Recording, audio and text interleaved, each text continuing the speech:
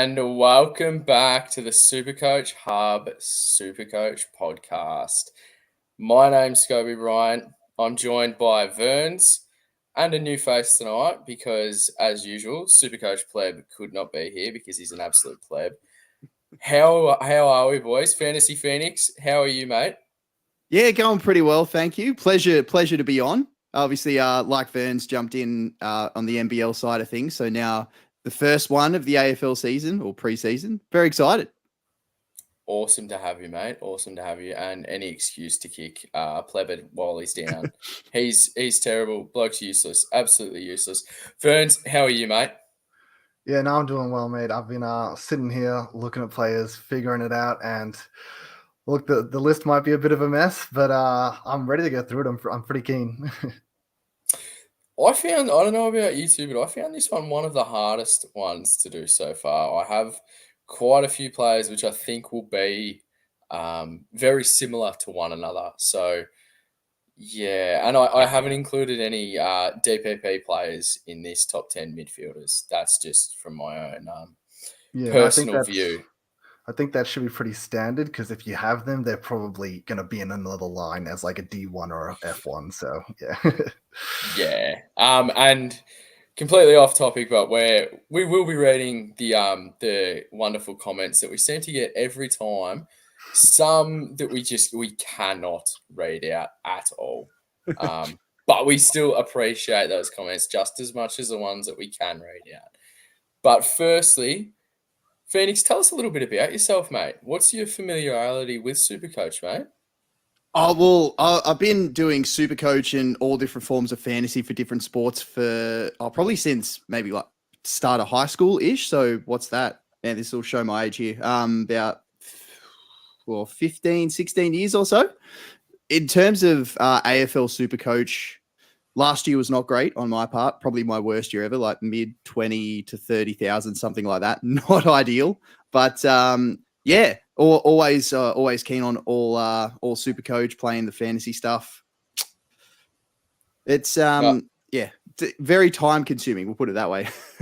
Absolutely, it is. Absolutely, it is. But I mean, that's why we do it, because we love it and we enjoy, I guess, beating our mates and testing ourselves with fantasy sports. But as we all know, this week's podcast is the top 10 averaging midfielders, obviously determined by ourselves. Now, we don't know how this is going to eventuate. I'm sure we're going to revisit this at the end of the year.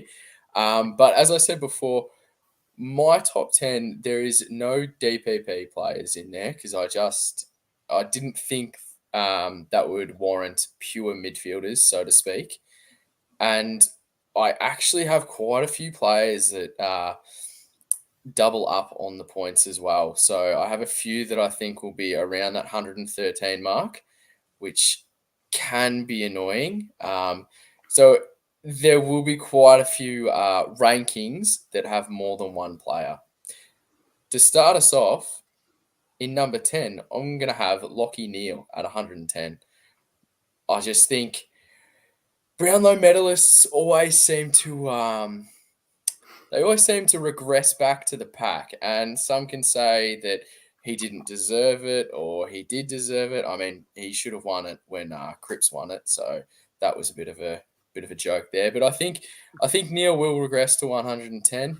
He didn't have the best year last year, but he just something about Neale and playing in Brisbane at the Gabba. He seems to go really well there, and I just think he'll still be a nice lock for that 110 mark. Ferns, who's your 10th, mate? Yeah, look, just to go over Neale a little bit, just because you have him up here, I think, as you mentioned, being at the Gabba and away from the Gabba is pretty important, but he also had a bit of regression when Ashcroft went down. So with him missing half the season, you would think that negatively impacts him. And I agree. I don't see him bouncing back to even what he did last year. But my number 10, this one, I reckon people are going to have him ranked way high, but I've got Tom Green sitting there. Look, Tom Green was a great starting pick for me, and I think he's burnt into a lot of people's memories because of the end of the season. He came out and went like 140, 130, like 40 again, went massive at the end of the season. Definitely spiked up his average a bit, and I think a lot of people held him through that time with no trades, and they felt very rewarded at the end of the season. But look, he is one of those guys that he tends to drop a stinker here and there. And I'm sure as he gets older, as he gets more mature with the game, that will be weeded out of his game. But this year, I just don't think that's the year for it. I think he will step up and do better, but I'm not going to be putting him to, unfortunately, hit any higher than number 10. I just have it in my memory. You'd see Tom Green at the end of every first quarter, and it'd be like 13 to say 16 touches in some quarters, and it'd be 29 Supercoach points. It just seemed like a little bit of a butcher for me, but obviously loves that contested pill. Yeah, definitely. I mean, continue. Oh, no, I was just going to say, definitely, he is an absolute bull inside, and he is going to be generally one of the best AFL players this season. But only have him ranked at number 10 for now. Completely understandable. Phoenix, who's your 10th, mate? Yeah, so Tom Green, this might be controversial here. I left Tom Green out of mine. He's in the bubble of about 5 players that I had from, say, like 12 to 7 that are all around the same mark. And he was the one that I left out for the same reason that you just said, Scobes, that butchering of the ball. And I think with how GWS played towards the back end of last year with that finals push, I don't know if he's who they're going to want the ball in the hands of the most. I still think he's going to rack up heaps of points, but I just can't see him going heaps better than what he did last year. That's all.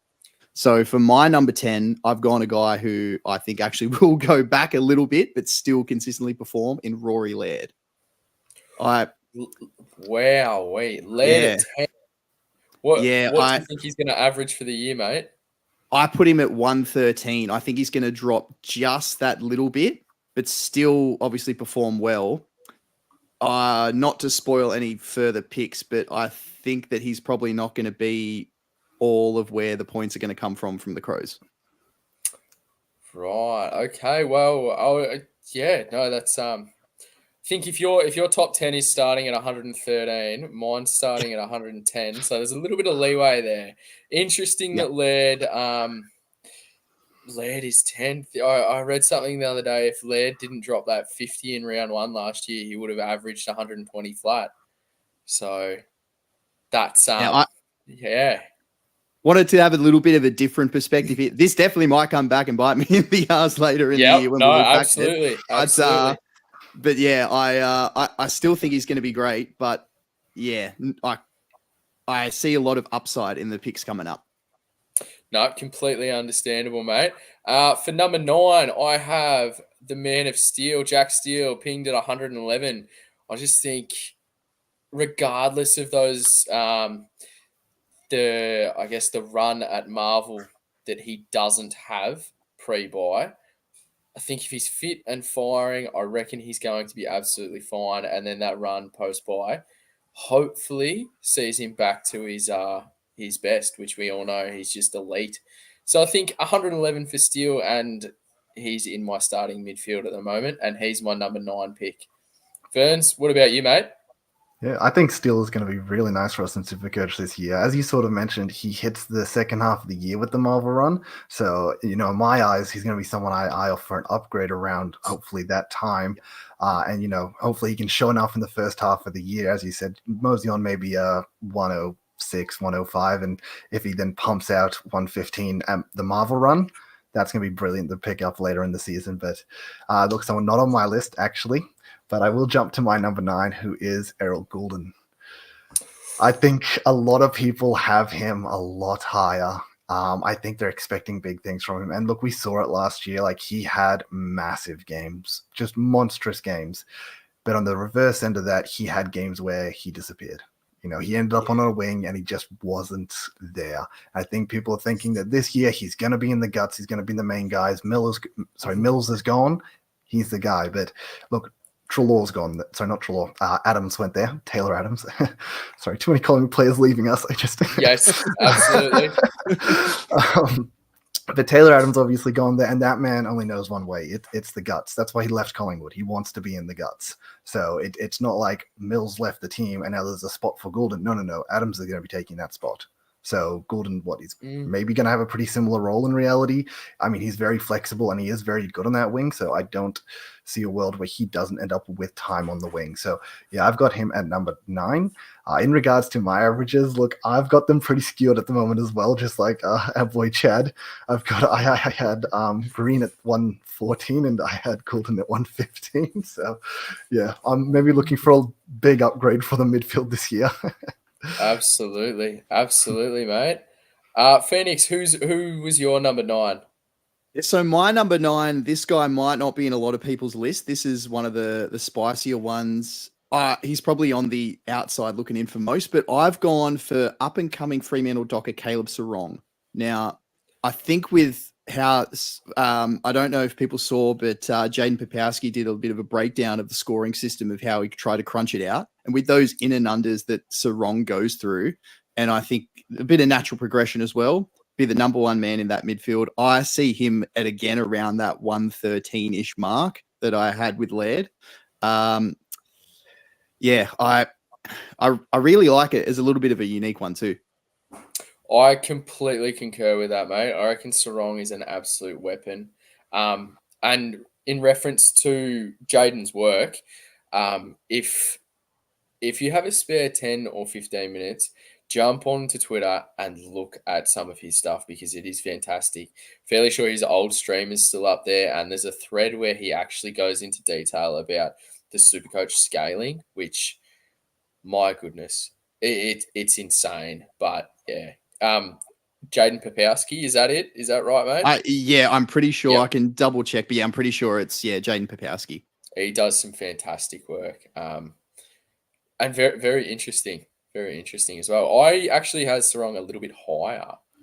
Yeah, nice. Okay. Yeah. Well, wait for that one. Yeah. So my number 8 is actually Sammy Walsh. I know he plays for a shocking team, but I was going to say that's understandable. He was player of the final series, and I think he averaged over, or it was just around 120 in the final series. He was absolutely fantastic. I hate the team he plays for, but obviously this is Supercoach. I think Walsh easily goes up from, obviously, his 103 average last year. He could easily dump 10 on that. And I see him as the 8th highest averaging midfielder at 112. I'm very big on Walsh. I think a lot of people may actually do the Green to Walsh round 3, I think, after his bye. Yep. After Tommy Green's had, is it West Coast and North, where he's just going to tear them apart. But yeah, Walsh definitely number 8 for me. Verns, what's your thoughts, mate? Oh, well, I'm just going to add 2 things over that. In regards to that strategy, I sort of spoke about it last week, but God, I hate the idea of flipping people.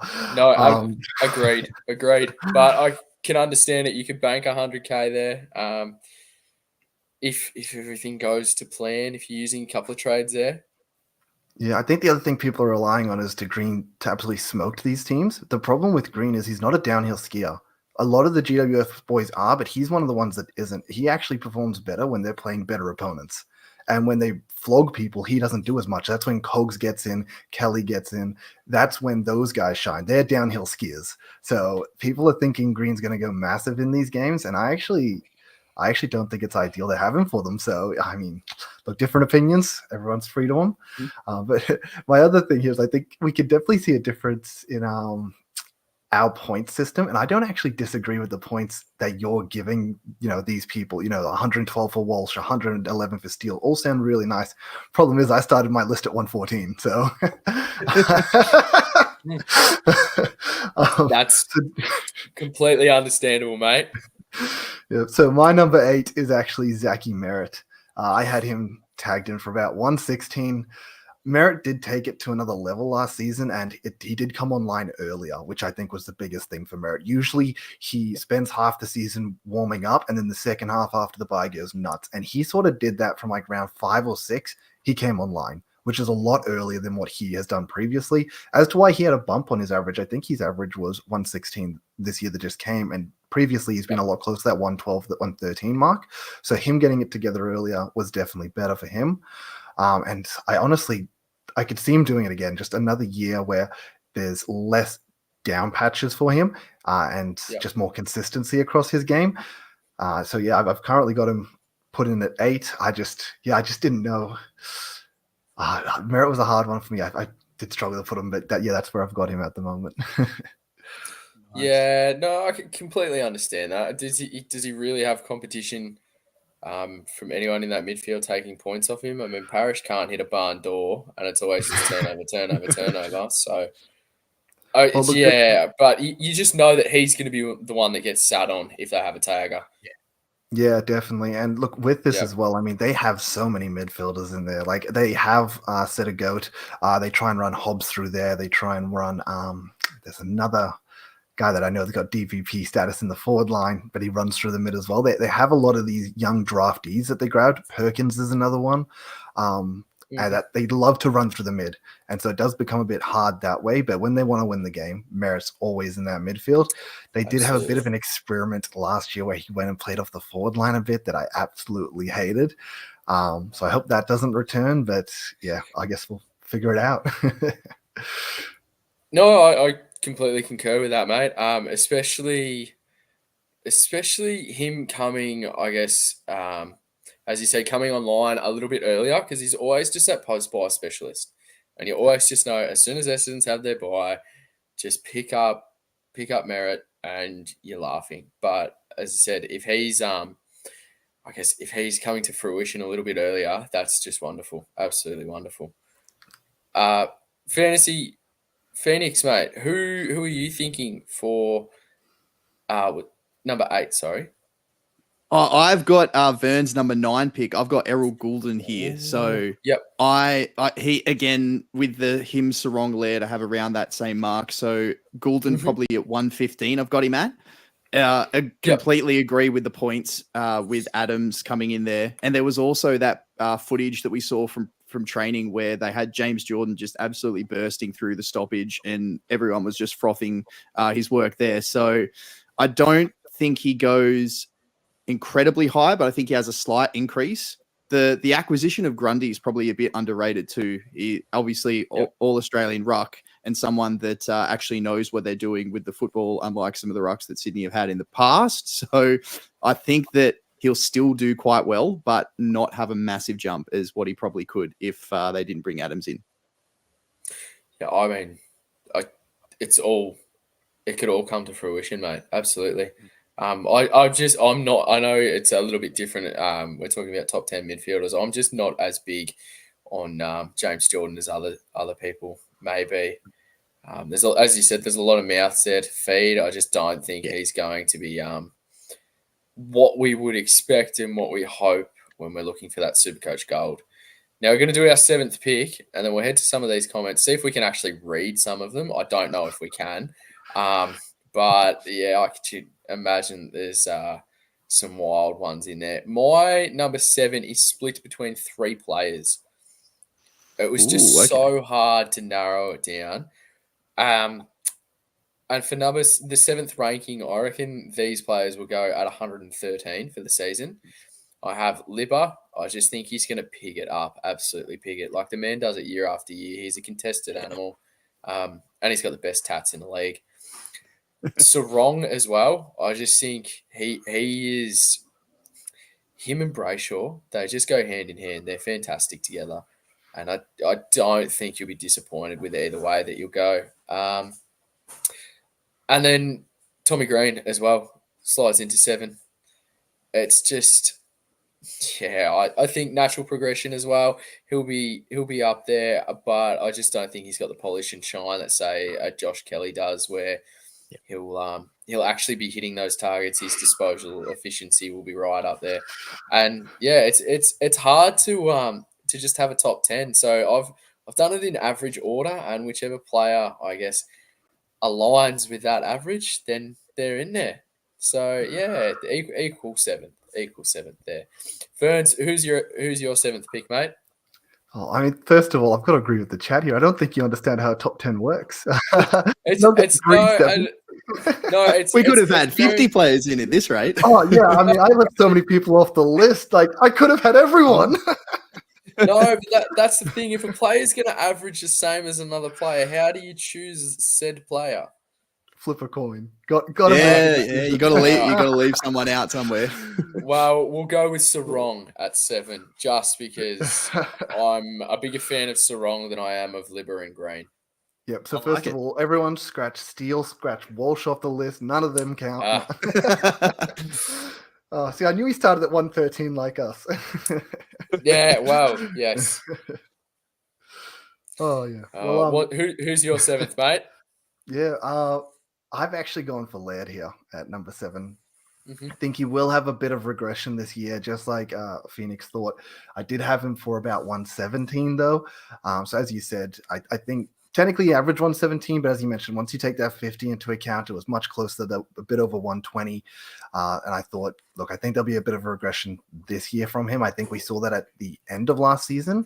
Crouch came into the team, he picks it up and sort of steals a little bit of his ball. So I think that's going to affect him in the long run. So yeah, I've dropped him down a few points, but I think he's a gun, so he's going to stay up there. Definitely have him higher than Phoenix, who thinks every game's going to be in Ballarat this season, but that's okay. Yeah. Well, I mean, look, with the way the weather's going, we're going to be having summer till May, so he might be in trouble. He might not even be top 20, but yeah, for now I've got him slipping in at 7. Like it, mate. Like it. Phoenix, who's your 7th highest averaging scorer, mate? It got a little bit of a trend. I've gone back with Burns' last pick as well. So I've got Merritt here at number 7. So I think that he goes up just a touch. So he's gone from that 116. I'm going to bump him up to 117. I think hopefully they, as Verns mentioned just before, hopefully we don't have that experimental either coming off the half forward flank, or even there was times where he was thrown down back a little bit last year. But with Mackay coming in as that main defender piece, I think that trickles down. I know you guys did the defender rep last week, but I think that trickles obviously lets those halfbacks, Ridley, who else am I thinking? Redmond. Why can I not think of his name? He also has long hair, but anyway, I can't. Redmond. Ridley and Redmond, let those guys actually come off a little bit quicker and get the ball through. So I think he might pick up a few extra touches that way. But another thing that might be underrated, it's still yet to be seen, but if Goldie plays a bit more, an elite tap ruckman that can feed him the ball at the stoppages. So yeah, I don't think he's going to go up a lot, but yeah, about 117 I've got him at. I like it. Like it a lot. And I think that Goldie comment's extremely underrated as well. Merritt was fantastic, and I know Draper's only young, and it seemed as if he was playing injured at times. Merritt was still unreal, still absolutely incredible. I definitely concur with that. The only thing that I'm worried about is if you want to stop one single player on Essendon, it's Zach Merritt, isn't it? Like, I mean, Parrish can have 70 disposals and he's not going to hurt you because 50% of the time, so 35 times, he's kicking it back to you anyway. Yeah, it's just a handball 1-2 and that's it. Don't get me wrong, I like Merritt as an option, absolutely. We're gonna get to some comments now that we can get to. If you've been on here or tuned in before, you'll understand what I mean. If you're in the chat, it gets a little hectic sometimes. That's why we can't read them out. But as always, we appreciate everything. And this comment right here, my God, fire Supercoach Pleb, the Surf 420, mate. You have been here from the beginning. You are incredible. That comment is up there with the best I have read. No, Pleb has had some things going on, just dementia in his old age. He's got no idea what day it is. We're actually lucky that he has some kind of input with us when he remembers who he is. So it's just wonderful in the end. Global's here. That's wonderful. We have this on here, and I'm going to throw to you boys from Corey. Corey's been here for a while as well. He always sends in fantastic questions. What do you think about my midfield going into the season? Bont, Track, Merritt, Butters, and Brayshaw. Really have liked it for ages. Is there any glaring issues there? I think he's got the right idea, if I had to be honest. Like, you've got 5 mids. I think 5 mids is a pretty good structure there. I think Butters for everyone is a must-have. One of the Frio Mhm. boys, either Sarong or Brayshaw, pick your preference. I'm a huge fan of Bont. I don't like Track as a starting pick just because of I'm pretty anti-buys and merits. I would like to get a bit of information on merit before we make that call. You know, either the preseason games or even the first 5 games of the season. See how he adjusts to, as you mentioned, Goldie, as well as just the team in general. Just see how he's going there. But just quickly on merit there. I mean, obviously you mentioned you have Mackay that's come in. Obviously, with Mackay coming in, though, they did lose Zerk Thatcher, so it's not really like they gained an extra key defender. They just got a better key defender, so it shouldn't change too much of that. And I think even Ridley said on his post that he's like, "Oh, look, I'm still going to be doing sometimes lockdown roles, sometimes able to play freely." So I don't think that's going to change too much. It's more or less just hopefully the coach just decides he's got a better idea than Merritt in defense, which I don't think would be the worst. I mean, Merritt is a beautiful kick, and to use him to exit your defense, I could see that being very nice. But look, maybe when he's a bit older and he doesn't have, he has too many Ks in the legs and he needs a little bit of a break, go stick him in the back line and let him settle in there like a Zeeble and whatnot. Yeah, that's a fair call, like a Hodge or a Pendles or something like that. Let him still get all these midfield miles out the way before he moves back, I reckon. But yeah, I think I'm with you a little bit with Track there. Still think he's going to be a beast of a player, but also obviously buys aside. Also, could be good to see what happens with Oliver. Obviously, there's potential of if he is going to play or if those issues are going to surface a bit. But yeah, that's aside from that. I like it. Hit the nail on the head. Think Butters is essential, and yeah, either Brayshaw or Sarong. Obviously, we've gone with Sarong, but Bray's not a bad shout either. Yeah, strong midfield. Absolutely. Concur with all of that. When you look at them and you just look at the names, it's fantastic. It's a very good setup. If that was very your good end of setup. season, 5 premiums at Yeah. the very top, wouldn't even be surprised. Very happy with that. This is from John Smith, which is an alias. Call me Dumbledore because Phoenix is my bird. Well, Phoenix, you have been roped in already, my friend. Global. This is showing his age. I remember looking at the Herald Sun to check the Supercoach scores. Wow, is that when they had? I don't know when that was. I genuinely don't. I believe the mid 1700s, maybe. No, Is that like before Christ, or yeah, I'm not too sure. The Sir 420, his midfield. Laird, Butters, Goulden, Walsh, and Miller are my mids at the moment. I don't mind this, but I don't understand. There's two there that I'm not too sure on. I And think there's too that's many on the buy. yeah. I completely agree. Completely agree. Laird Butters, absolutely. Like, there's no issue there. Miller, I don't. What's Dimmer gonna do? Like, there's all this talk around that the Tigers were not a Supercoach friendly side. I guess out of Dusty and Taranto to an extent, but yeah, I'd rather wait on Took. He's a jet though. And then you've got Goulden and Walsh, and it's not knocking their capabilities. It's just that buy again. It's just unfortunate. What do you think, Burns? I definitely think with Miller, one of those ones that once again, luckily we get to see this open round. We just get to wait and see what's happening because obviously Anderson's coming through, Rao's coming through. They've got the question mark with Flanders. What is Miller going to be doing? Like, there's a good chance that yes, we could get Miller super cheap. He's priced at 97 right now, very cheap for what he can do. But there's also a chance that he could regress further than that because we have all these young guns coming through and Dimmer might want to prioritize them. It's too early to really go on Miller, in my opinion. And then Goulden and Walsh, I mean, the other thing is also Miller has a buy. So I just don't like that in general. But Goulden, Walsh, once again, I don't like buys, but having 3 of them, that is overkill. Like, you know what? You want to pick one of those? I'll let you slide.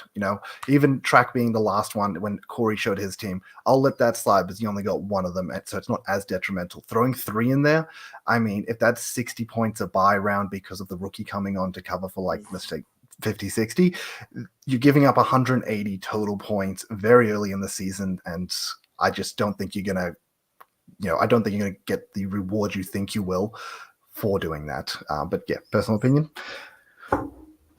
Yeah, I agree with the buy stuff for sure. Yeah, I just it's I know it's very hard to, I guess, gauge at the moment. Some people are just taking a stance where there's going to be no early buy players in their team, and that's completely fine. But then you think of the quality of players that you're actually missing out on. It's just, yeah, I'm not entirely sure on what I'm going to do yet. It's minimising buy players, absolutely, but to what extent, I'm not too sure on yet. And the last one, before we kick off with our number 6 ranked midfielder, does Bruzzy have the worst haircut in the league? This is in reference, I assume Bruzzy is Braden Maynard. So no, because Clary is still an AFL footballer, and my goodness, that man's hair is like noodles. Ferns, what's your thoughts? I reckon if Maynard added a little rat's tail to the bottom of it, just grew it out, then he would take the cake. Yeah, straight from Frankston, I'd say.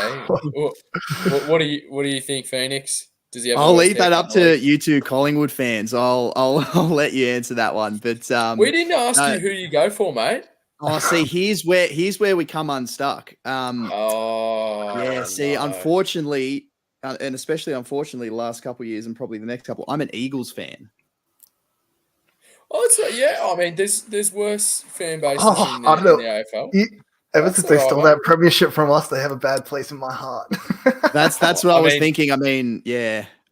I mean, we choked, so yeah, as Oh, we tend to always do. But look, I yeah, mean, no, interesting. Sheed is not the best kick of the footy on a good day, but he has a fucking impossible angle and somehow threads the needle. Well, get fucked. Like Uh, yeah, one of the folklore plays of grand finals. But yeah, I won't get into, as Maynard said on the rush hour a couple of times himself, 100% a block. I won't get into that. But yeah, no, yeah, absolutely. So yeah, No, as an Eagles fan, we might have a bit of issues, but no, yeah, Bruzzy's not one I actually, which is strange. As a West Coast fan, I actually don't mind him. So yeah, I won't talk shit about his haircut. in your words, he doesn't have the worst haircut in the league. Yes, I'll definitely go on record for that. Right, perfect. Well, let's move on to our top 6 now. Actually, this fella was in line with two others, but since then it's been cut down. So I'm just going Brayshaw, 114. He came into last season with a knee injury, I'm fairly sure. And he just wasn't fit from the get-go. So if he can have an uninterrupted preseason, I saw the other day he had a cut on his head or something and had to leave training for it, which is nothing serious. But I mean, splitting Brayshaw and Sarong, I think I have Brayshaw ahead by literally 1 point per game on average, and he's my number 6 at 114 average for the year. Ferns, who's your 6th, mate? Yeah, so my number 6 is Libba. Yep. I mean, honestly, Libba is a gun. Like, he was very, very impressive last year. I had him very early in my team, and honestly, a big reason I think I ended up with a good rank, because I think a lot of people were skipping on him, and he was just pumping out good score after good score. Libba also falls into the category where he got injured. I think it was against the Hawks and dropped to 20 at the end of the season. Yep. And that, once again, he's only priced at 116 average right now. You take that 20 out, and I think it's 121 he actually would have been putting down for the season. So he was really, really good. I wouldn't see look, it's always very hard with Bever to know exactly what's happening. I mean, out of any of the dogs, Bont and Libba had the midfield roles absolutely locked down. And I think Libba doesn't really play anywhere else. He is just a midfielder that when he's not in the midfield, he spells on the bench for 5 minutes, back in the mid. He doesn't rest forward.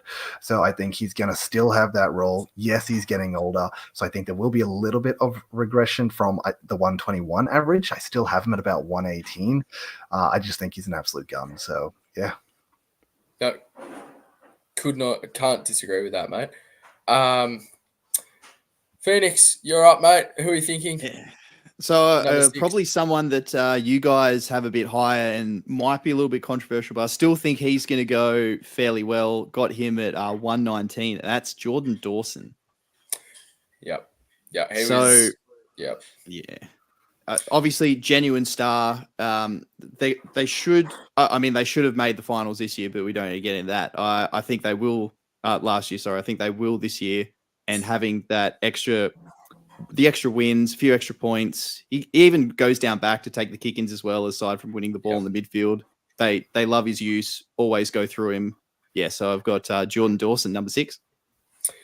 He was my number 6 as well, alongside Brayshaw. So cool. Good to see that we're on the same page here. Yes. No, I completely concur, mate. He's absolute superstar, and he's a very nice kick of the ball as well. Oh, yeah. I like someone that obviously there's players that average well and they're kind of the inside pigs, but can really appreciate someone that looks very nice and hits targets like that. And I think left footers just look genuinely better than right footers. I don't know. I'm not too sure, but that's just the way I feel with it. My number 5 is someone we've already spoken about. I have Zach Merritt pinned at 115. So that's a regression on last year, sorry. But as we've spoken about, I just think, and it's been highlighted as well, Vern's highlighted it, that he actually came to life a little bit earlier than what he normally does. And there was one game I remember he had 15 in the first quarter and kicked 2 goals, and I think he was on 80 at quarter time. And then obviously scaling happened and he gets brought back to the mean and everything like that. But I just think Merritt, I think he will regress with all the other youngsters coming through at Essendon, but still think he's going to be a top pick. And he was my number 5 alongside Butters and Goulden. But yeah. Ferns, who's your number 5, mate? Yeah, I mean, you just named him there. Butters is my number 5. I mean, in regards to the starting pick, I think everyone's starting him with his upside. He does unfortunately have a tendency to have a few lower games in the year. He did at the start of the season and he did towards the end of the season. But he is, first of all, so entertaining to watch. And you'd think the way he's improving each and every year, that hopefully he can just increase that floor a little bit so he doesn't have the spree of like 3 games of like 80 in a row. If he can get that out of his game, be a bit more consistent. I've actually got him pinged at the moment I've actually put him at 120. I want to see him get towards the 120 mark he took a huge step last year and I see him doing it again, honestly. So he's also got 8 home games before the bye.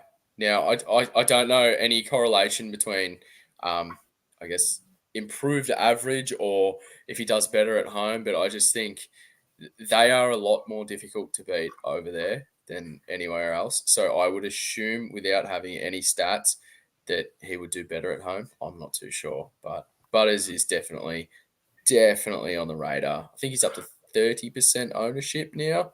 I could be wrong on that, but just having a look earlier on today, quite a few people had him. Phoenix, who's your number 5, mate?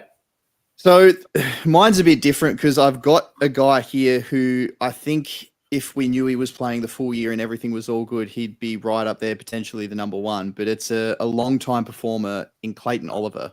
So I've got him here at 5. Yep. I don't know if you got, well, not to spoil the further picks, if you could have him in your list as well. But yeah, I think if he was, everything was all good, I'd see him well and truly over 125. But I've got him around that 120 mark here if he plays. So that's a bit of an asterisk pick, that one. Yeah, I just should have given a little bit of context before we started. I've just completely left Clary out. His, I guess, mental health and extracurricular activities and what he gets up to. He's just, if you're training away from the group at this time of the year, obviously I don't have any doubt that he's a superstar, but he might miss a couple of games. And I just didn't include him into that. I actually don't have Clary on my list either. And that's not because I don't think he's super talented, but this is the first time I've really seen this from Clary. And people have mentioned, we've seen, Clary miss a game before here and there, and he always bounces back. Really, this is a completely different beast. This is not the same thing as him missing a small period of football. He has missed a lot of football, and it's probably, as you mentioned, the mental health right now isn't in the greatest. And we've definitely seen players like Dusty in the past where it's like their mental health has ruined their AFL seasons at point, specifically Supercoach-wise. And I've actually left him off my list too. I honestly thought he could go as a 10-point regression this year. As I said, my list already starts at like 114. So considering you average 120 this year, even if you're averaging 113, he wasn't getting on this list. So yeah, don't have him myself. Wow. No, yeah, I just didn't include him. I guess just because I didn't know if he's going to play or not. But moving on, my number 4 is LDU. Actually, I've got him. I think he's got the capabilities to go 117. And I know he was a laid out a couple of times, a really, really laid out. But if we can eradicate that, he hasn't really missed any training at all. I know he's been put on a few light sessions, but so have a few of their midfielders. Sheasel being one actually. So I'm big on LDU, and I saw that he actually averaged 120 last year without Cunnington in the side, and I just think that's insane. Like this man is, I think he's, if the body's right, he is ready to take the competition by storm, and he's my number 4. Verns, what about yourself, mate? Yeah, number 4 is someone that I would love to start in my team if they didn't literally have the worst buy in the entire league, which is Josh Dunkley. Straight up, Brisbane and Carlton, I think round 2 buy. It's the worst buy in the league, straight up. Like, it doesn't matter if you start them because you're going to get this round 0 game, you're going to get this round 1 game, and then technically you could still bring them in for their starting price by round 3 because they're round 2 bye. So, they're just not people that you're going to pick from either of those teams, in my opinion. And I had him in my original video that I released for my starting team before we realized round 0 wasn't going to be a factor. And I think Dunkley's insane. I think I've got him pegged at 121, might be overs, but I think he showed last year. There was a period of time where he was averaging way into the 120s. I think as high as 123. And then unfortunately it delved it back a bit. He got injured. He came back, and he's always done this previously where he's pulled an injury and he never comes back the same. He also came back when Ashcroft was gone as well, and I don't know if that was a direct factor, if it was Ashcroft or just the Dunkley effect that comes back worse from injury. But, I mean, assuming he's fit, firing, it's his second year at the club. The thing with last year as well, he was very slow to get going. Like, we all started him because he was clearly the best F1 to start, but he was a bit slow. He eventually got into his legs. He got into the routine at Brisbane. He got into, the vibe there, and then blew up in the middle of the season. And all of a sudden, from like a 105 average in the first few rounds to a 123 average very quickly. So he's honestly a gun. As I said, one more season, one more preseason under his belt. I reckon he's going to explode this year again. And definitely someone I'll have in my team at some point, but just not with 2 buys. The buys are the worst. I mean, you are absolutely right. I had him at equal 6 with Brayshaw on 114. I cannot get enough of Dunkley. I reckon he's an absolute superstar. But it's just, sometimes you really do need to play the fixture over the actual player itself.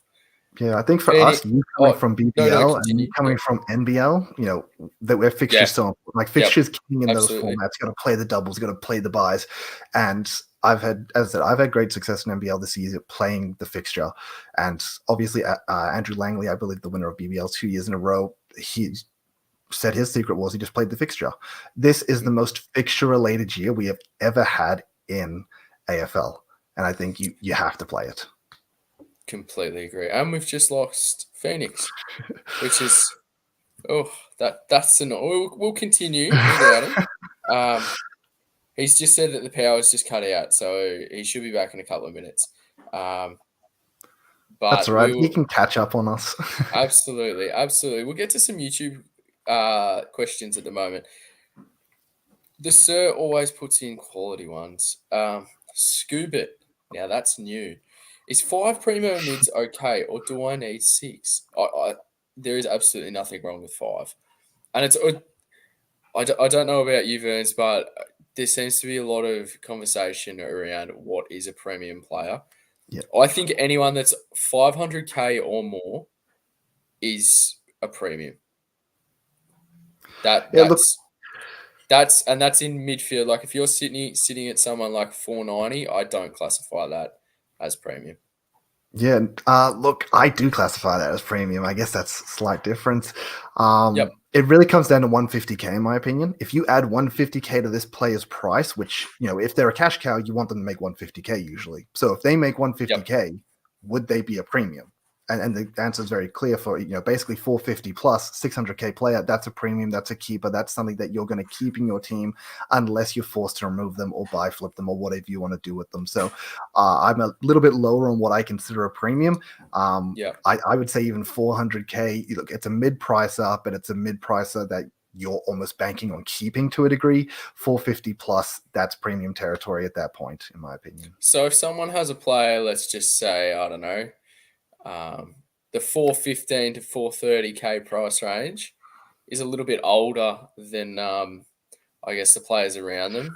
Plays at the old man retirement home in Geelong. Yeah, and they've shaved off their hair.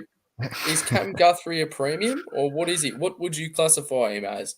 I think if you're picking him up, you're picking him up to be a premium. Like, that's what you want him for at that stage. If he makes you 100K, is that really worth it?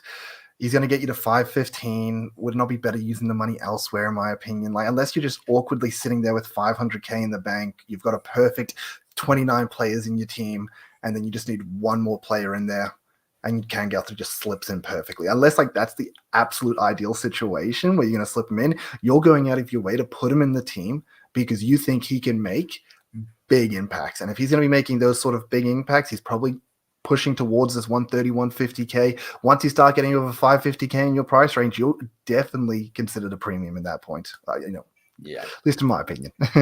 No, you make some very valid points. Very valid points. Before we continue, Phoenix is back. Thank goodness. Power went out, mate. Who was your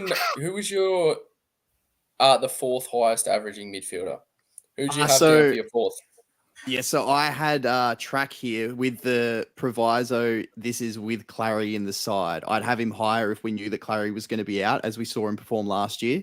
But I think he's around that 120 mark with him. But I think easy 124, 125 plus without Clary. So yeah, I've got track in there.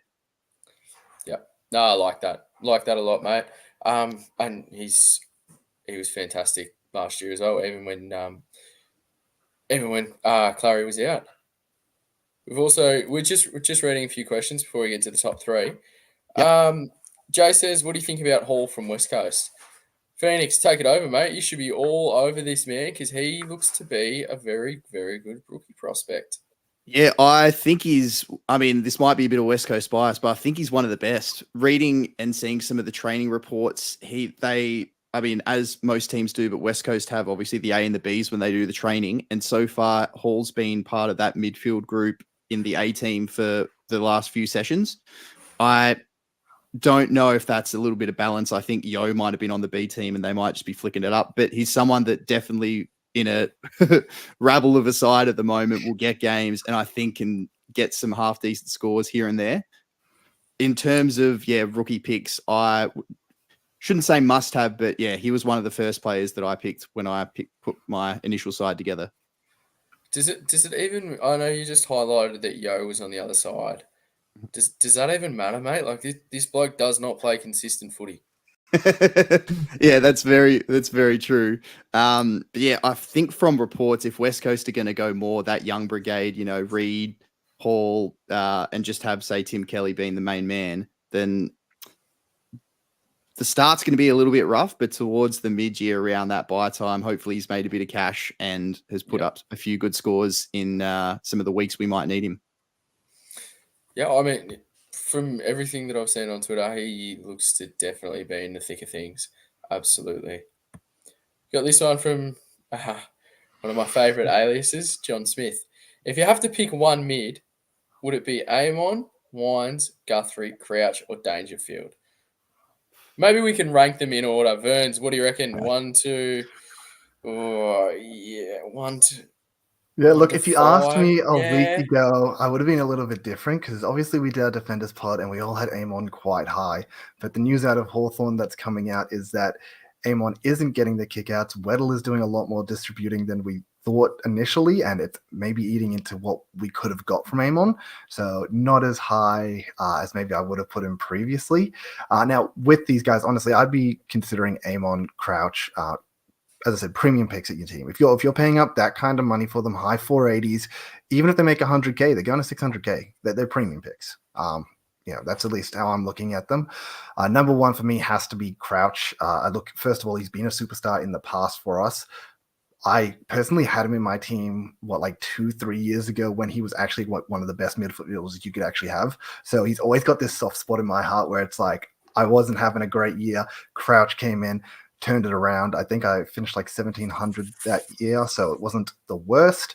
But he's just got this place in my heart that I always rate him. And just even on the end of last year, he was very good for the team. And all reports say that he's going to be playing that infield mid role again. And I honestly think, he's number one for me. Number two, I'd probably say Amon, and then number three, just throw the rest out. Yeah, right. Understandable. I have read that Wines is playing pure inside mid, so that's interesting there. Phoenix, how are you ranking these ones, mate? Yeah, I think I like Crouch for the same reasons Verns was saying, but I'm also with you a bit. It's hard because it seems like Wines is only inside, and that is obviously his best spot. But with JHF having another year under his belt, I don't know how much mid time he's going to get. Obviously, Butters and Rosie are going to be the main guys, but yeah, probably go Wines 2. And then just ahead of Amon. But the Guthrie and the Dangerfield. I mean, Dangerfield's another one. He's hardly out there when he is. He has moments, but obviously in the twilight of his career. And Guthrie, don't know what we're going to get from him this year for that price. So yeah, I think Crouch is the clear winner there for mine. Oh, look, just also quickly on a side note, Guthrie has also burnt me horribly. It would have been a few years ago where he got injured after being explosive. I had the choice between Took and but you can pick Took, you can pick Guthrie, and I'm like, you know what, I'm going to go for Guthrie. And all I can say is if I picked Took, it would have been a very different year for me. So Guthrie, nah, don't want to see him. I would go. I don't think Weddle is as damaging to Amon as has been reported. I think Weddle is just going to be so much more of, he'll be that second piece in the chain rather than just down in the back line like Amon. I think Weddle will definitely just be on the wing, and he can run and run and run and run all day. So why I wouldn't understand him being solely in that back line.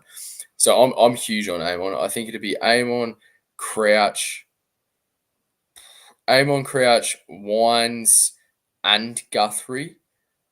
I think Wines is being understated a fair bit. Like he can't play anywhere else. So when he's on the field, he's going to be inside mid.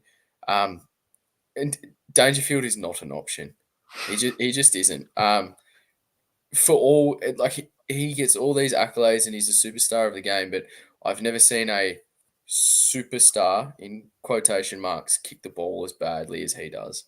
It's just definitely not liking that. I think something that's super important with this is you actually brought it up in your BBL chat where it's like we're getting very infatuated with names. We see names and they just have these lasting memories in our heart. As I was sort of mentioning before, it's like, oh, Guthrie's burned me. Oh, Crouch has done me so well previously.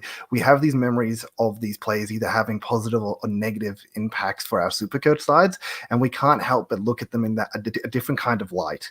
Look, something I was really grateful for this year when I was doing NBL is I didn't know any players going in. I just picked players with no bias, nothing like that. And I had a banger start. I started off 15 was my very first round rank. I was actually one player away from basically taking the very first week. And a lot of the other people that I hear talking about the game, once again, they talk about players and like, nah, this guy's a burn, man. Don't be picking him up. I'm like, oh, dude, I've had that guy for like 3 weeks and he's popping off. Like, oh, okay, fair enough. Like, it just sometimes we have these bad tastes in our mouth, and it's very hard to shake that. But we sometimes just need to look at them as a blank scale. If we didn't know this player and no history behind them, in our teams specifically, would we pick them up? And it can be very hard to remove yourself from that. Yeah, that's a great point. Yeah, absolutely. And if you can do that and do that well, you will be very, very good at any kind of fantasy game. We're going to have one last comment and then we'll do our top three. I think Joshy, thank you for joining in, mate. You're a bit late tonight, so please don't let it happen again. Come on, punctuation, be on time. But Joshy always sends in absolute elite stuff. Thoughts on Jack Steele? I just can't ignore him for sub 530k, 222 plus averages throughout his career. Strong finish to 2023, and his BNF speech to me sounds like he's motivated. I am all aboard the Jack Steele train. I just think he was a little bit, regardless of his injuries last year, I didn't think he was that fit. And the new look Ross coming in, if Ross says jump, you say how high. And if you don't do that, well, it's basically, find another working environment. And to get acclimatized to that and accustomed to that will take a little bit, I think, especially not being as fit and then you get injured. I think Jack Steele is for 530k, pun intended, an absolute steal. Burns, what do you think, mate? Yeah, I mean, look, you said how high, man. If you're saying how high, you're already cut. You need to be jumping. The man said jump. Yep. So, look, as you mentioned, Steele definitely lost weight last year in the preseason, tried to become more of a running player.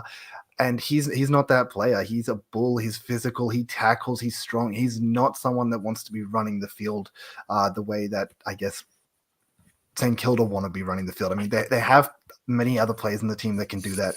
This preseason, he's apparently putting on weight. He's looking a lot better. And he's, as you said, he's feeling very confident. Like, he's feeling a lot better about himself. So I personally don't want to ignore Steele either. I've tinkered with him in my team as well. It's so tempting. But as you said, the Marvel run on the back end of the year, I think we're lucky enough that we can maybe sit patiently on him. The only problem there is maybe we might have to pick him up 100k more by that time. So it's very hard. Yes, that's why I'm just all aboard on it straight away. He's starting for me. Phoenix, what do you reckon, mate? Yeah, I like him, but going back to what Burns just said, I jumped on him last year, so had a little bit of a burn there. So that's where that taste comes in. But no, what you guys are saying 100%, and especially what Burns said there with that extra weight being put on, going back to where he should be, that bull, that tackling beast. He's definitely a very solid pick at that price. Well, he can be anyway.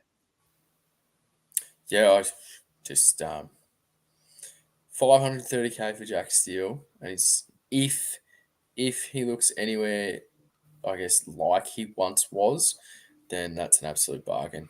Absolute bargain. I'd love to see an open round for Jack Steele, please. Why? Yeah, that would have been wonderful.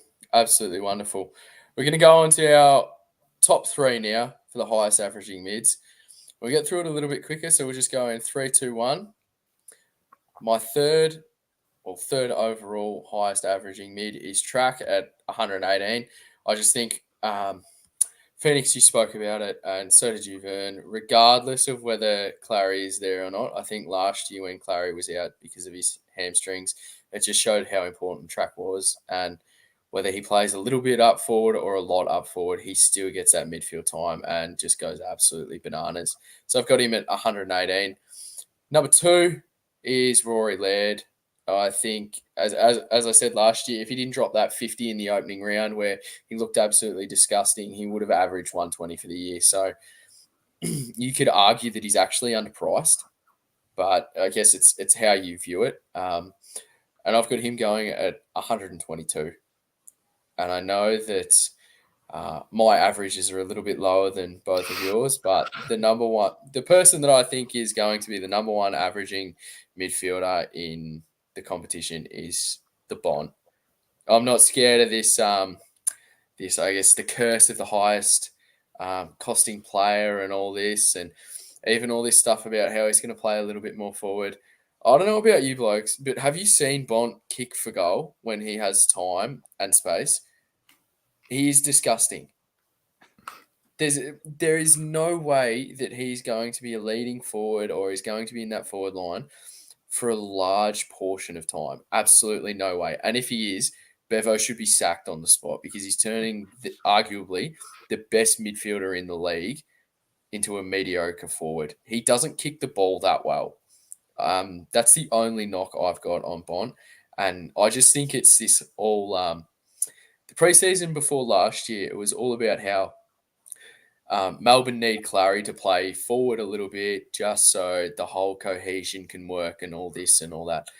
Did Clary play forward at all? Absolutely not. It was just a load of absolute shit. And I know that scared a fair few people off, because if you hear someone come out and say that an elite midfielder is going to play forward, it's not the best. But I'm not buying that at all. I see Bont as a 1-2-3 averaging player, and I know that's a little bit of regression from last year, but I can't see him dropping off at all. Ferns, who's your top three, mate? Oh, look, as you said, we have a different scale here. I've got, third at Yep. 140. I have 160 for second and 200 for the Bonton first, obviously. But no, on a serious note, number 3, I have Track as well. I put him for 122. I actually put LDU 124 for second and Bont for 126 for first. As you mentioned with Track, I think he was a very hard one to place. I remember sitting there looking at him thinking, man, I wish I had some clarity on where Clary is. I should just go on, I wish I had some clarity. That just full stop. That would have been a good one. Why didn't I think of that? Yeah. But look, Track was so good last year. He was I remember him being a very high draft pick. He would have been at least top 3, if not number 1 for Melbourne whenever they grabbed him. He was. I do not know off the top of my head. I really don't. Yeah, I don't think he was 1. Yeah, look, I remember meeting Track the year after he actually got drafted, and I remember he was number 1 pick for Melbourne at the time, just because we were, it was a school thing where we were at Melbourne, like MCG or whatever, and Melbourne were there training, and Track happened to walk past at the time, and the guy that was doing it quickly pulled him out to be like, this is our number 1 draft pick, this is our future Brownlow medalist, like this guy is going to be our club sort of thing, like really pumping him up, which, I mean, look at him now, so like definitely deserved the pump at the time. And he was meant to be a superstar. He's finally come into what that is now. Like we saw it last season. He truly was unbelievable. And I don't think I can see regression on that. Even if Clary is in this team, I don't see him regressing from what he did last year. He was so good for them. And if for some reason he's regressing because Clary's in the team, you just, I mean, that's almost a problem. Like, he's just too good. And number 2, LDU, biggest knock here is obviously how many games does he play? Because we saw it at the start of last year. We saw it through last year. He has an insane ceiling, and he is going to be so good if he can stay on the park. And I think that's one thing, like everyone is starting him because we're scared of the damage he'll do if he stays in the park. Last year, Tim English was in a similar boat where everyone was like, oh no, all these problems in preseason, like, we can't really start him. And then Tim English absolutely destroyed every other rock in the competition. And if you didn't start him, got punished. And absolutely. LDU will be the exact same thing. You don't start him and he ends up actually playing every game, you're done. Like that season already down the toilet at that point because he's going to do that much damage. And then number 1, Bont. Look, just straight up, shout out to Supercoach with DR. If you guys haven't already seen that video he did on Bont, you need to go watch it because, I mean, don't get me wrong, I was never against Bont, and I think a lot of people aren't against Bont at the end of the day. It's a hefty price tag. We all look at him and we all go, yeah, look, Bont, going to be the best player in the game, but we'll get him $50K cheaper later on down the line sort of thing.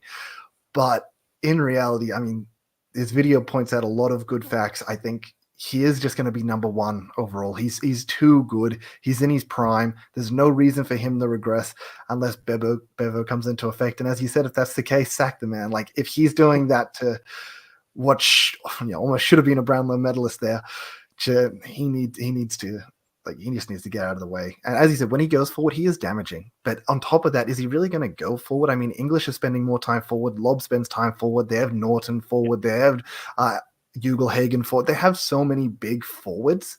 Why do you need Bont there? Like you literally don't need him there unless it's like, okay, instead of coming off for 5 minutes, just go rest in the forward line, maybe get a mark, kick a goal. If anything, that's almost better than going off the ground. So, yeah, look, I'm very happy to put Bont number 1. Yeah. Could not disagree with everything you've just said, mate. Very well summarised. Phoenix, top 3, mate.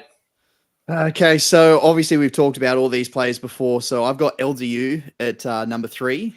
So just like Vern said, his biggest issue is can he stay on the field? Had those injury affected games, those very late outs that you mentioned as well, Scopes. But he had 8 of his 14 games 120 plus.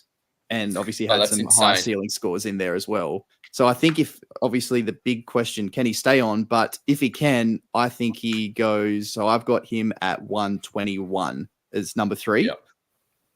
Number 2, obviously we've also spoken about him as a must-have pick, but I think he's more than that. I think Zach Butters is going to be the number 2 midfielder in the comp this year.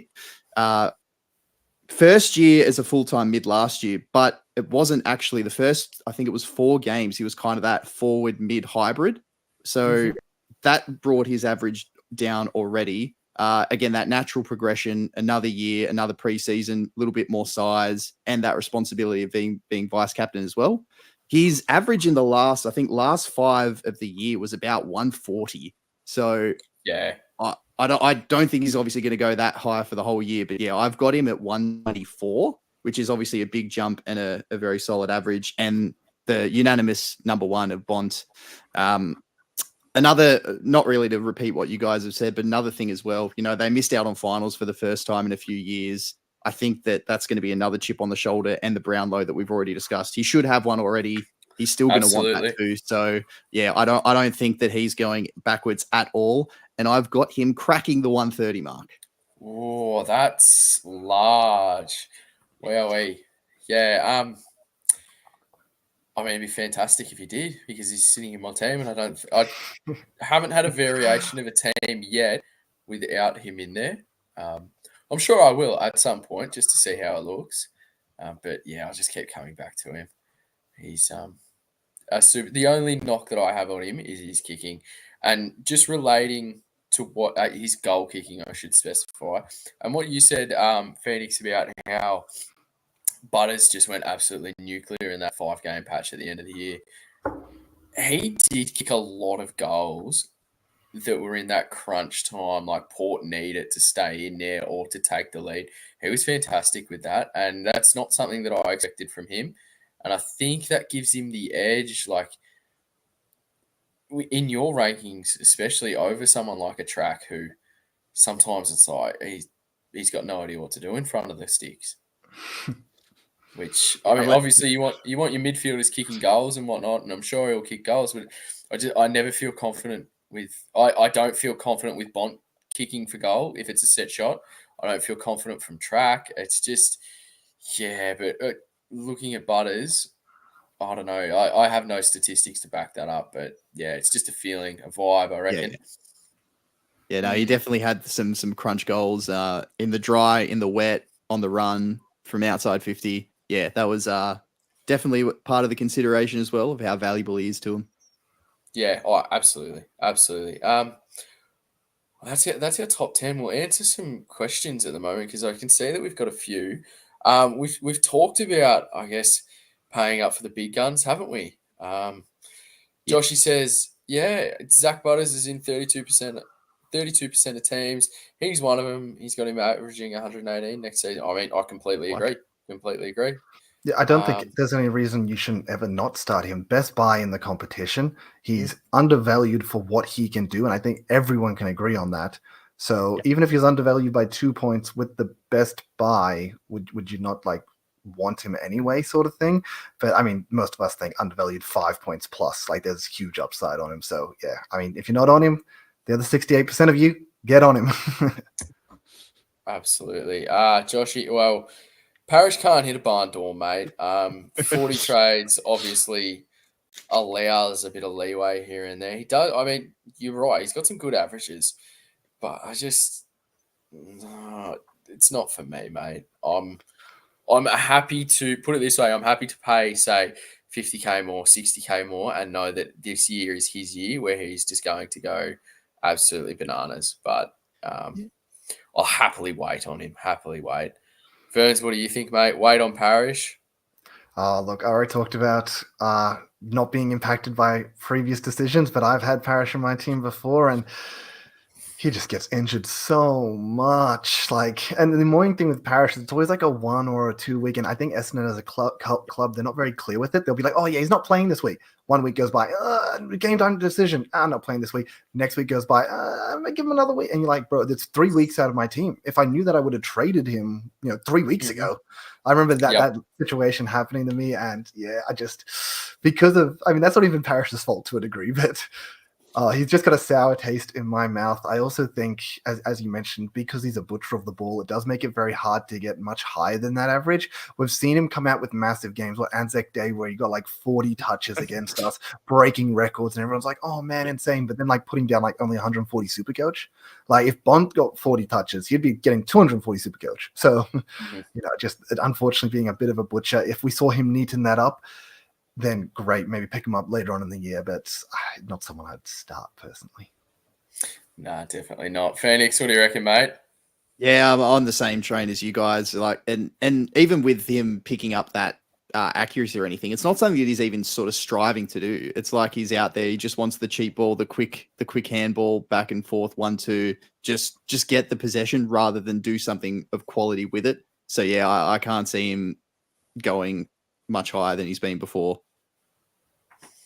Yeah, I don't understand why you would start with a player like that. Like, unless you're an Essendon supporter and you love Parrish, then fine, fair enough. But would you not be happy to wait? And I know Josh is an Essendon supporter, and he's had some painful years, like Anzac Day last year, which was fantastic. But just wait, mate. Like, you're very patient with your trades. I don't see why you would. We've got 4 extra trades. 4 sounds like a lot. And then you put a 0 behind it. We've got 40. That's fantastic. But I mean, things can just happen. Corey says Guthrie is a mid-pricer for me. Verns, you had a great summary on that, mate. Absolute fantastic summary. I know it comes down to your own opinion, your own perspective. I mean, it doesn't really matter if you agree or you disagree with me. I just get my reason why I think I would rate them as premiums. I think there's a difference between premiums and uber premiums. I would not put him in an uber premium category.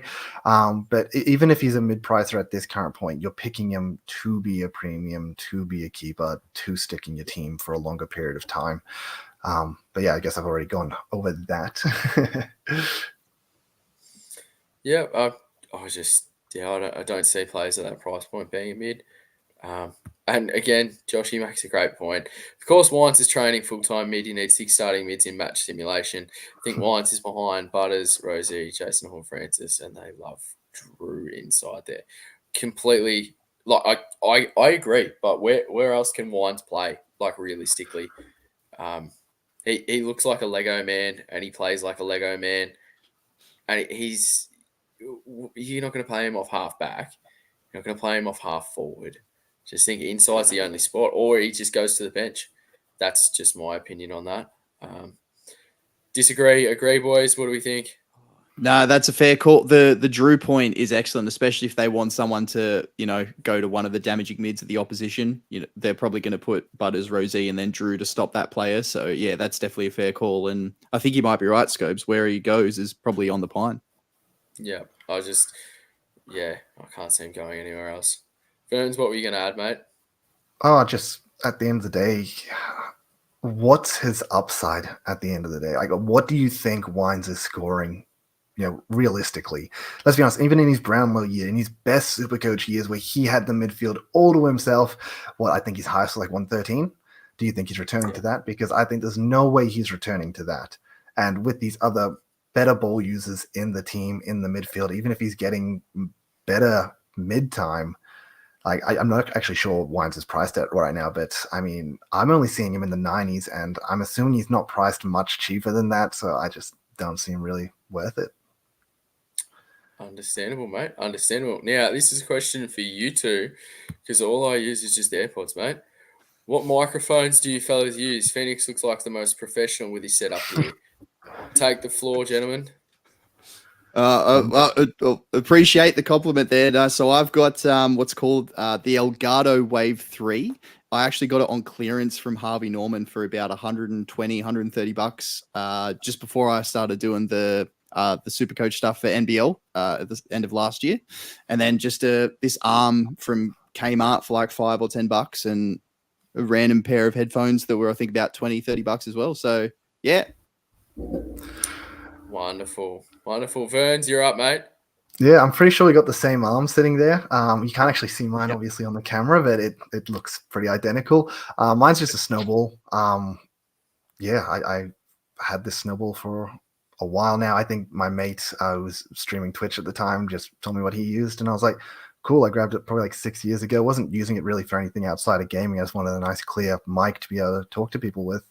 And I'm hoping it transitions well into, you boys being able to hear me nice and clear as well. Absolutely. And we've got this from Johnny Smith. This fella actually ranked pretty well last year. If Bevo can ruin Jack McRae, the Supercoach best game, why do you think he can break Bont playing him forward? And that's the end of the sentence there. Because McRae wasn't their best player. I think if you're going to, you'd have to be insane. I don't think Bevo's a good coach to begin with. I think he thinks he's way too smarter than the room actually perceives him to be. And that's where he gets all these magnet ideas from. And it's just, it's like he's almost trying to take too many steps forward and then he just tumbles over and it just turns into a shit show. I mean, yes, he ruined McRae. Absolutely. There's no denying that. But Bont is their best player. He's their heart and soul. If they want to play finals and they want to go far in finals and I guess be where they once were, say a la 2016, he's got to be playing pure mid. He really does. There's no argument for it.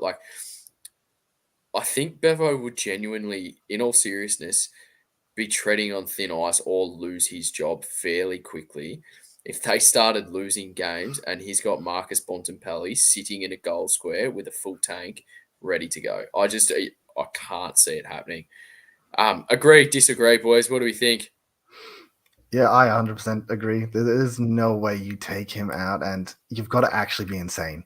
I think Bevo is looking for this, needle in a haystack type of thing where it's like, someone starts up a company, they run the company for 6 months and it flops. Oh, well, throw it in the garbage, start a new company, do it again. And then 7 companies in, you've hit it big. You've made it. Everyone knows who you are. You've done it. That's what Bevo's looking for. He just keeps flicking the magnets around, waiting for that one time he hits it big and everyone's like, oh, Bevo's a genius. Who would have thought? Bontempelli in front of goals? Oh, Jesus, this man on another level. He's searching for that high.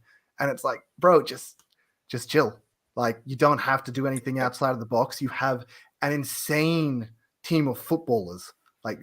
The players are generally really, really good.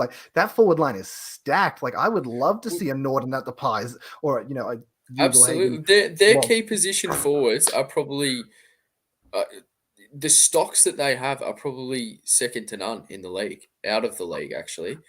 And then we got the midfield as well. They have an insane midfield, insane forward line. Yeah, back line, a little bit lackluster. But is that a problem if your mids are winning the ball every time and then getting it to these elite forwards? If it's not working, that something's got to be going wrong in there. And I don't want to be the guy pointing the finger, but I think everyone's already doing it. Bevo, just pull your finger out and start pointing it at yourself. Yeah, I completely agree. Phoenix, is there anything else to add, mate? Oh, the only thing I can add is, do we all remember when Bevo was playing Dunkley in the ruck? Yes. Yes. Yep. I think that probably sums it all up. But just like you said, Scopes, Bond's their best player. If they need to win matches, it's not McRae that's going to be doing it. It's Bond. So yeah, I can't see Bevo breaking Bond, as you said, without losing his job. Oh, I hope I'm right. I could be completely wrong. And Bont just goes and plays forward pocket and he averages 90 and he's a terrible Supercoach pick. That would be are you starting him? Yeah, that would be worst case scenario. Oh, absolutely worst case scenario. Johnny Boy again, if you pick one player with the early buy, who would you pick? Track, Goulden, Walsh, or Green? I'd just go Track, honestly. I'm actually going Walsh. Yeah, yep. Yeah. Okay. Yeah, I think there's just, when we're picking someone that has a buy, it needs to be more than just total points. And I think at the end of the day, Walsh not only has total points, he has the potential to make 50 to 100K on that. Okay, probably not 100. That's probably way too much, but at least 50K on that. Where track, there's a good chance that you could pick him up 50K cheaper, no problem. Wait, what was Walsh's price? Was he 503? No, his average was 103. 103. Yeah. What was? Oh, so he's priced at 576. So maybe not 100K, but look, you're getting 100K less than track. It really depends. What are you doing with that 100K as well? Absolutely. That's also a big factor. But sorry, Chad. Yeah. Yeah, no, I agree. If you're going for the points, and obviously based off our rankings, track would be the one you would go for, especially if there's no Oliver. But yeah, that upside from Walsh is definitely enticing. If I'm picking out of those four, it's one of those two. But I mean, yeah, they're all fantastic picks. I know people don't like it, but I could honestly see if you're using this to trade to someone, I don't hate. I know the theory of going green for the first two, trading to Walsh after the bye, blah blah blah blah blah. I would like it more if you were heading down the path of starting a Josh Kelly. Have a look at his numbers against the first two that he plays, and then flipping to Walsh after the bye. I would much prefer that than a green. If that's obviously what you're intending to do, but if not, I just go the track. Honestly, we've got these midfield spots for the best midfielders. I don't care if they're making an extra 50K. I don't care if they're dropping 75K. I could not care less. They're for the best players in the game. That's pretty logical to me. Yeah, I think the Josh Kelly call is a really good call, though, just because if people are looking to do that, they talk about flipping a quick 50K. What 50K are you getting? Tom Green ain't making 50K in round, in two rounds. He's already 620. What do you think? Kelly, you're getting him for 568, is a lot cheaper, has a lot lower of a break even, is a downhill skier. So honestly, absolutely, has like the ability to definitely put out massive scores here. Now, he's someone, if he made 50K in 2 weeks, I guess, you're only going to have one price rise, so not too much. Yeah. But if we made a good 30K, I wouldn't be surprised with that at all. Yeah, I just think if Johnny Boy Smith is thinking of going down that avenue, I would rather Kelly over Green, so to speak. Looks like our second last question. Joshy again with some fantastic intel here. Who do you boys think can break into the 110 plus club? I think Taranto is generally a 112 to 115 chance after 106 last season under Dimmer. Newcomb, I think, can do 110. Yeah, I'll quickly jump in. Go for it, mate. We had a bit of a look at some smokies, and yeah, Newcomb was one of mine. I think he's the one that can definitely do that 110 mark. Not saying he will, but I think he has the potential to, and he's a bit of a consideration for my starting side as well. Smokey, I mean, well, I think we've covered it so far, but absolutely, John Newcomb, 100%. Verns, what's your thoughts, mate? Yeah, no, I'm all for Giant Newcomb as well. I think it's very hard to be maybe picking Giant Newcomb, though, just in the sense that if you're doing 120, is that really enough? Like you can maybe sit there on your M8, but then I think 110 plus is kind of best case scenario in reality. So if, like, let's say more realistically, he's a bit lower down in the total points. You're going to not really hold that all season. You probably want to flip that. So it's a very hard thing to consider. And I think this year specifically is a really hard year to pick up these cheaper premium players. And what I mean by that is obviously we had Chad Warner last year. I remember looking at the top teams last year, and they all look like Chad Warner sitting there in their team. And I get it, having Chad Warner on the field rather than a rookie because you've spent down a little bit of money, you've had enough money left over to get like not a uber premium, but a premium. You're getting these solid 90s out of him instead of the 40 you'd get out of the terrible rookie you had on field sort of thing, and you can bank some points there. Big difference this season is there's a lot of buy rounds where you're going to have best 18 playing, and the best 18 means that you'll still have 22 players playing, but out of those 22 players, you're only going to get the best scorer out of the 18 to 22 range. So even if you get a guy that gets 20 on your field or a 40 on your field, they're not going to count. But there's a good chance you'll probably be an 18th player that hits closer to that 50 to 60 mark. So that obviously, since the worst possible score in your team is going to be higher, the benefit you're going to get for starting someone that's not, a full premium is actually less than it's ever been.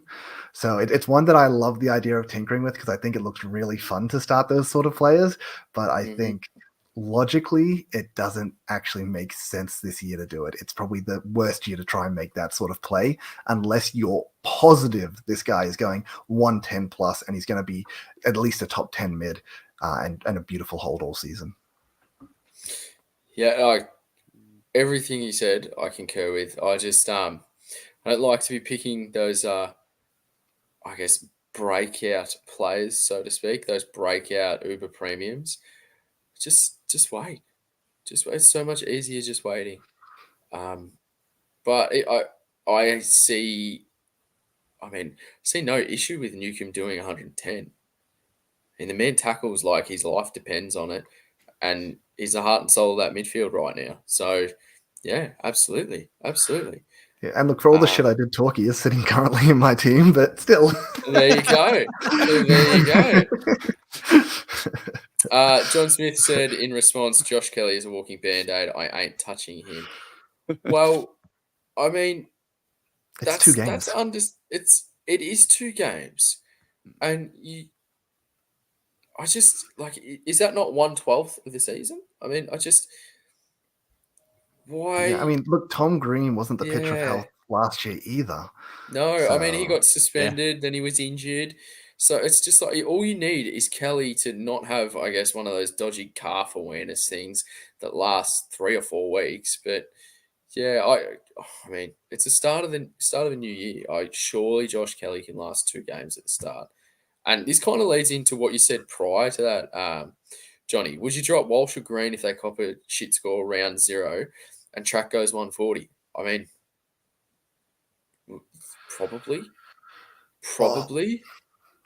I don't know if I Unless would. as like what Vern said before, unless you're 100% confident that they will come back and I guess even it out to what you ideally think they'll average, then probably would trade them out, I would say, because it's going to affect their price changes. Vern, Yeah. what were you going to say, mate? Look, obviously, with him saying this, it does sound like he's not going for the flip. He's not going for the green for 2 rounds, flip the Walsh, because why would you consider track if you're doing that move? So, Yep. you're not considering that, meaning you're considering them season long holds. And at the end of the day, like if they're playing round 0 and you're going to be holding them all year, what doesn't matter what happens to their price? It almost doesn't matter in your team at that point. Like if Walsh comes out with a massive score, and he's in your starting team, then it's like, well, he's going to be in your team all season. Maybe people won't get him as cheap as you, but it's not really too big of a deal. If they end up flopping and track gets a massive score, once again, they're going to be in your team all season, meaning starting with them isn't as big of a deal in reality. So I mean, if Walsh and Green flopped a terrible game and that pushed you off them, great, no problem. Don't start them. But I mean, I wouldn't go to somebody that had a great round 0. Like I wouldn't just go to a round 0 because of a score. I wouldn't go to track because he dropped 140. I would go to track because Clary's out of the team and there's other factors playing into it that it's like, man, he looks so good. He looks so fit. Like he's just incredible. He's really short up. He's kicking. He's hitting targets. Oh man. Like, and obviously people can have purple patches. They can have one good game, but there needs to be more than just, oh, he got 140. Why did he get 140? Explain it to me. And then pick them if you're comfortable. Yeah, a little bit of context around that. I think as long as you can justify it to yourself and you're happy with the reasonings, if you want to ditch, then ditch. If you don't want to ditch, then don't. Like, there is nothing worse, and this applies to every single fantasy sport that you play, whether it's Supercoach, NBL, or the Scottish Premier League, whatever it is. Doesn't matter what it is. The worst feeling is when someone convinces you to do something and you go against what you initially thought and you miss out on, I guess, the glory, so to speak, of when your initial idea pops. There is nothing worse than that. Absolutely nothing worse. But yeah, just go with what you think and have reasoning for it. Justify it yourself. Don't worry about, player A. Well, person A said player A has a terrible matchup or whatnot, and you get rid of them, and then that doesn't eventuate. It doesn't come to fruition. Just go with what you think because you can swallow it a lot easier. We're gonna And need just to. on that, No, sorry, I no, just want to go for quickly it. Yep. with that. That includes us guys. You might turn around and go, "These Yeah. guys Oh, are absolutely. idiots." Parrish is going 140 this season, baby. Get in my team. Then do it. Just do it. Yeah. Absolutely. We'll read a couple more out, and then we've really got to wrap this up because we've been going for almost an hour and a half, which is fantastic. Joshy again. I mean, look, he started late and he's going to finish late, but he's got some pretty good points to say. I don't think he should be changing primos after round 0. Laird started with a 50 last season and then went bonkers. Well, you're absolutely correct. Price changes don't matter with primos. I definitely agree. But I think if you hold your trades later on in the year, price changes 100% will matter with primos. And that's just a little bit of caveat, a little bit extra with context. In what you're saying, Joshy, completely agree. What do we think, boys? Agree or disagree? Okay, just with that, I'm guessing that you want to be buy flipping people after their second buy potentially, or sideways zinging as to why you're saying you think it might be relevant later on in the year. I just think knowledge is power, and with this knowledge, to me, comes back to flexibility. And in those last, after the buy rounds, being able to maybe do a sneaky primo to another primo that's absolutely firing. So you've got someone that's sitting around that 14th to 15th top 10 mark, and if you can flip them to say a 9th or 8th, then perfect. That would be wonderful. Sorry, You're Skittles, you really laughing don't get how first. top 10 works, do you? 14 to 15th top 10. You No know wonder what we I had mean. so many. You know what I mean. But I just think if you've got that flexibility, it'll pay off a lot more than if you don't. Yeah, no, I do like that. And saying that the around 0 scores are going to be relevant to that. Prices later on may be relevant, but this play, if you hold them until that point in time, it doesn't matter if they fluctuated 50K down and then they came back up 50K later on. Once you're trading them later on in the season, it's irrelevant what they started on. So, yeah, I really don't think early movements from premiums that you plan on keeping all season long or even flipping after their second buy, that it's not going to be relevant what they get in round 0. So, don't stress about that. And that leads us on to Johnny has just followed up. I have no issues with Primo dropping his shit score, but my question was, why pick track for round 1 if he scores shit in round 0? His break even will be higher and you can buy him 100k cheaper.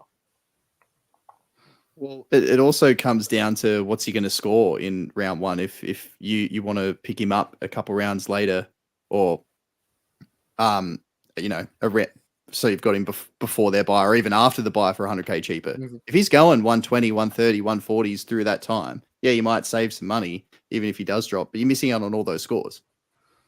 I don't even think you'd be saving money because at the end of the day, what you guys need to consider as well is that round 0 is the very first round for the rolling average for prices, meaning it's only relevant to the very first price they have increased. Round 3, your price will fluctuate out. and then it's gone.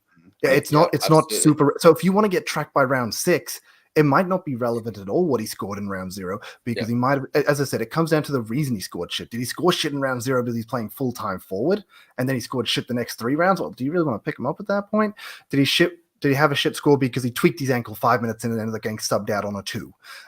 Something like that. I mean, that's completely plausible. Let him drop money and then try and bring him in. But once again, you're going to have 5 more rounds of games where there's going to be price fluctuations. Only one where he's going to have that 2 in it. There's a good chance he can bring that back by the time you bring him in. So, I mean, for him to lose, as you said, 100K, he'd have to be going pretty shit. And we really want him. Just theoretically, that 100k. Oh, he's dropping a negative 40 then. Like, I don't know what he's getting to get minus 100. But... I completely understand where Johnny Smith's coming from. But it's very good to highlight, obviously the round 0 and the round 1 variances, but it's the first score of their price change, and that goes out the door the quickest. It's not in there for like it's not their third score. It's not going to be in there the longest. But obviously, it's a very good point, Johnny. But we definitely need to wrap up. This is going to be a yes or no question. Last one from Joshy. Are you lads concerned about starting Merritt with McGuinness? That's not the question.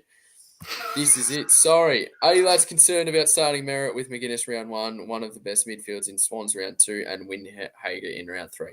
I'm not starting him. Not starting him. Yep. So Yeah, no, not starting him either. Yep. Perfect. We're going to wrap up now. Firstly, thank you so much to everyone that stuck around. Put amazing comments in there, and I guess to a lesser extent, some interesting comments. We'll read them later. Yeah. Oh, Phoenix, as you're on more and more, you'll understand that. Yeah, we jump through comments quite a lot because some of them we can't actually read. And yeah, but we, as I've always said, we appreciate each comment the exact same as the one that we can read. But yeah, like and subscribe, everyone. Obviously, we're available on YouTube, Spotify. Linktree's in the bio. Join the Supercoach Hub on Discord. There is so much going on there. You get the chance to actually win some money. I think it's $250 cash for 4 participants, and you also get a chance at earning one of the Supercoach rings, which is one of our sponsors, which is fantastic. You can find me at ScobyBryant36 on Twitter. Converse, talk shit, whatever you want to do. Just don't bring up Carlton because they're scum of the earth. We all know that. Verns, where can the listeners find you, mate? Yeah, you can find me at Verns_X SC on X/Twitter. I'm also on YouTube at just Verns YouTube. Verns YouTube, Verns Supercoach. Sorry, we're clearly going too long here. Wonderful, mate. Phoenix, where can the listeners hit you up, mate? Yeah, so on Twitter or X at @FantasyPhoenix_. Someone stole it, so I had to put an underscore at the end. But unlucky, yeah. mate. Unlucky. And then or just on YouTube, Fantasy Phoenix. Perfect. Thank you so much for joining in again, guys. We'll definitely do it next week. Next week, we'll be doing rucks and a variation of something else. We haven't quite decided on it yet, but definitely tune in. And thank you so much, everyone, for being here. Verns, thank you. Phoenix, thank you. And viewers, listeners, thank you so much. Enjoy the evening. Thanks, guys.